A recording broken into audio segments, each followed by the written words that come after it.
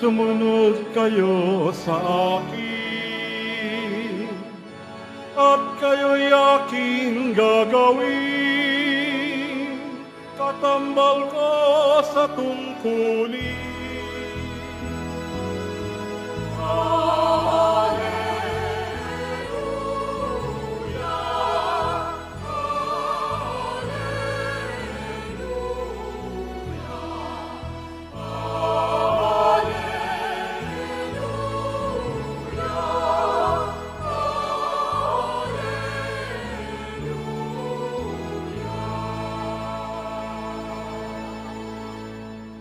Sumainyo ang Panginoon. At sumayo rin. Ang mabuting balita ng Panginoon ayon kay San Lucas. Papuri sa iyo, Panginoon.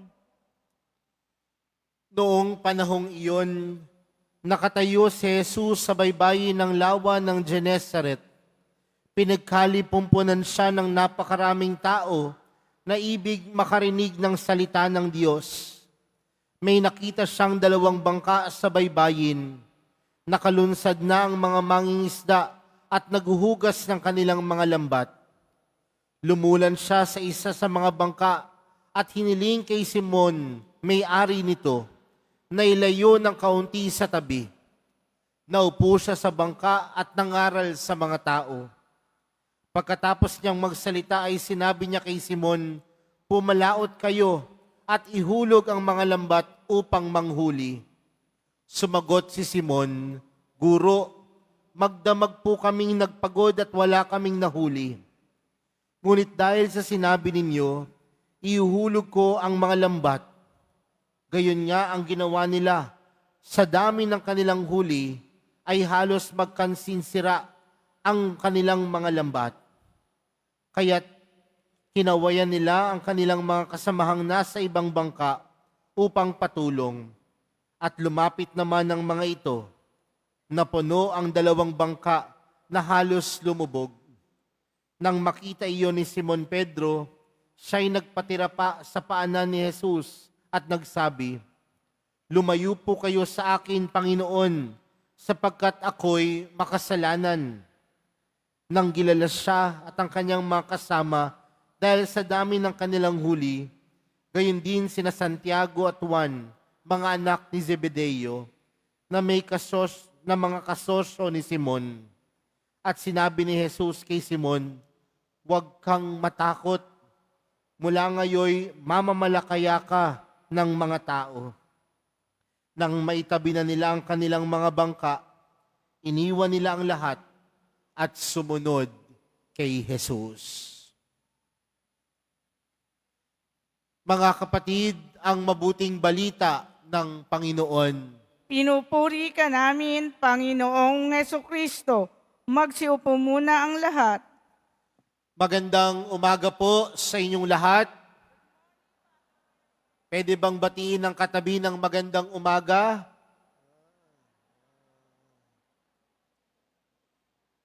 Pwede nyo din bang tingnan ang inyong katabi ulit?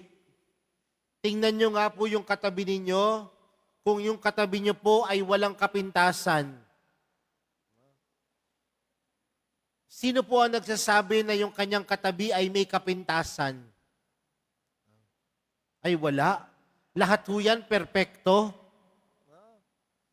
Bakit po sinisimulan sa ganitong pamamaraan ang ating pagninilay para sa araw na ito? Dahil kung mapapansin po natin sa ating mga pagbasa, para sa araw na ito, patuloy tayong pinapaalalahanan na sa kabila ng ating mga kakulangan, kapintasan, at hindi maganda sa buhay, ang Diyos ang laging pumupuno kung ano man ang kakulangan natin sa ating buhay. Uulitin ko po, ang bawat isa sa atin may kakulangan. Ang bawat isa sa atin may kapintasan. Pero paano natin na paglalagpasan ang lahat ng bagay na ito? Dahil merong Diyos na patuloy na pumupuno sa anumang kahinaan at pagkukulang natin. Naalala ko po, nung ako po ay nasa parokya pa, nung may sarili pa po akong parokya, isang araw po pagkatapos ng misa, may lumapit po sa aking nanay. At ang sabi sa akin ng nanay, Father, pwede po bang pakantahin yung mga anak ko sa misa? Sabi ko, sige po, pwede naman po. Basta ho tuwing misa ko, sila po yung kakanta. Ilan taon na po ba yung anak ninyo? 3 po sila, Father. Yung panganay po, siya po yung magpapiano, siya po yung mag-organ. Ano na po siya, Father? 15 years old. Eh yung iba po, yung sumunod po sa kanya, Father, 12 years old. Ay yung bunso po, sabi niya, 9 years old. Sabi ko, nakakatuwa naman, mga bata. Makalipas ang 1 linggo sa misa ko, kumanta po sila. At aaminin ko po sa inyo, palpak po. Sintonado. Wala sa tono. Kaya yung mga nagsisimba, habang kumakanta itong mga bata na ito, tingin ng tingin sa likod. Parang distracted sila. Ako din distracted. Kaya nung natapos ang misa, akala ko po maraming mga nagsisimba ang magrereklamo. Pero alam niyo po, pagkatapos ng pagsisimba, may mga lumapit din ng nanay at ang sabi nila, Father, pakakantahin ko na rin yung anak ko. Pasasamahin ko na rin po yung anak ko sa choir nila. Aaminin ko po sa inyo, hindi ho talaga yung maganda yung pagkakanta. Pero bakit ko hinayaang magpatuloy ang kanilang pag-awit at pagganda sa loob ng misa? Dahil kitang-kita ko po sa kalooban ng mga bata na gusto nila ang kanilang ginagawa. Nakikita ko po at nakita ko sa puso ng mga bata, kahit ho sintonado, ginagawa nila yon para sa Diyos. Alam niyo po, ilang taon na po ang nakakaraan nun, yung pinakamatanda na tumutugtog, nag-aaral na po ng music ngayon. Yun ho yung kanyang kurso. Bakit ko nababanggit ang mga bagay na ito? Dahil mapapansin natin sa ating mga pagbasa, sa ating unang pagbasa, napakinggan po natin ang kwento ni Propeta Isaías. At doon po ay siya tinawag ng Diyos upang maging isang propeta. At alam po natin ang tungkulin at responsibilidad ng isang propeta. Ano po ang kanyang ipinapahayag? Ang salita ng Diyos. Ano po ang kanyang pinapahayag? Ang mabuting balita.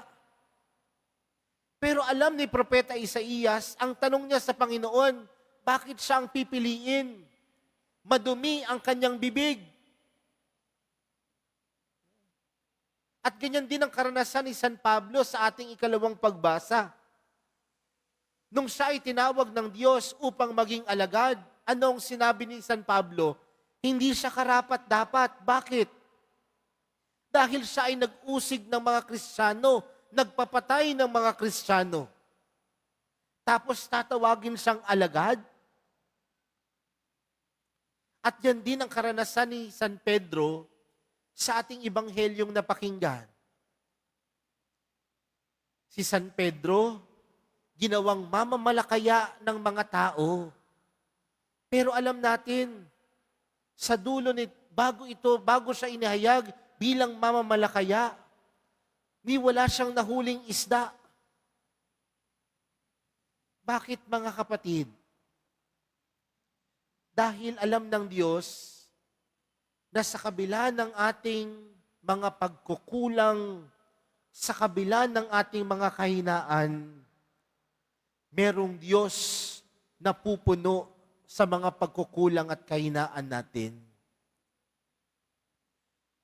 Maraming pagkakataon sa buhay natin na hindi sapat yung kakayanan natin.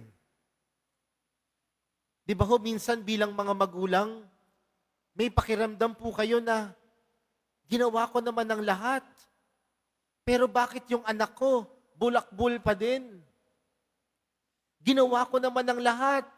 Pero bakit yung anak ko, hindi pa rin pumapasok sa eskwelahan. Hindi kayo ang pinatutungkulan ko, ha? Pero kayo bilang mga estudyante, di ba minsan ganyan din ang pakiramdam ninyo? Yung tipong ginawa nyo naman ang lahat, pero bakit bagsak pa din? Pero alam natin ang kwento, mga kapatid, sa kabila ng kanilang kahinaan, si Isaías, si San Pablo at si San Pedro, patuloy silang binayaan ng Diyos. Sabi ni Propeta Isaías sa ating unang pagbasa, nung hinawakan ng Diyos ang kanyang bibig, nakadama siya ng biyaya. Nung si San Pablo sa kabila ng kanyang mga pagkukulang, nag-umapaw ang grasyang ipinagkaloob sa kanya ng Diyos. At nung si San Pedro, sa kabila ng kanyang kawalan ng panghuhuli ng isda, napuno ang kanyang lambat ng napakaraming isda. Sa madaling salita, ang kakayanan natin hindi sapat. Pero ang kakayanan ng Diyos, lubos-lubos. Uulitin ko, ha. Ang kakayanan natin po bilang mga tao, kailanman hindi yan magiging sapat. Pero ang kakayanan ng Diyos, lubos-lubos. Kaya nga, ano pong dapat disposisyon ang meron tayo? Kapakumbabaan ng loob. Kababaan ng loob. Na sa lahat ng buhay, sa lahat ng pagkakataon sa ating buhay, hindi natin makakaya ang lahat ng bagay. At kung hindi natin makakaya ang lahat ng bagay, nangangailangan at pinapaalala sa atin na kailangan natin ng Diyos. Kailangan natin ng mahal na pong Jesus Nazareno sa ating mga pansari-sariling buhay.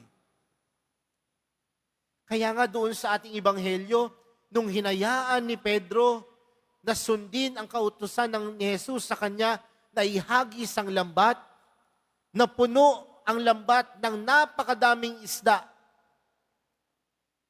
Dahil ang tunay na nagpapakumbaba at nakikinig sa Diyos, nakatatanggap ng maraming pagpapala at biyaya.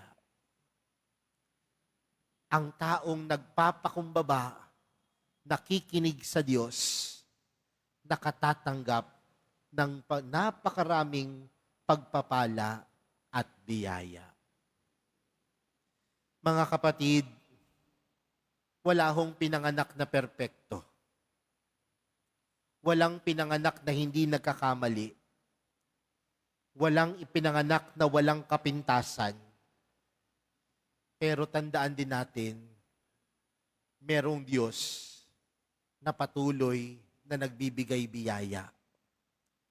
Merong Diyos na patuloy na nagpapala. Merong Diyos na patuloy na pumupuno sa lahat ng ating mga pagkukulang at kahinaan. Kaya mga kapatid, sa pagpapatuloy po ng ating banal na misa para sa araw na ito, lumapit tayo sa mahal na pong Jesus Nazareno at patuloy nating hilingin ang kanyang gabay. Patuloy nating hilingin ang kanyang tulong. Patuloy nating hilingin ang kanyang lakas upang anumang kahinaan, kakulangan ng bawat isa sa atin ay kanyang mapunan. Dahil ang pagpapala, biyaya, at grasya ng mahal na pong Jesus Nazareno ay lubos-lubos. Amen.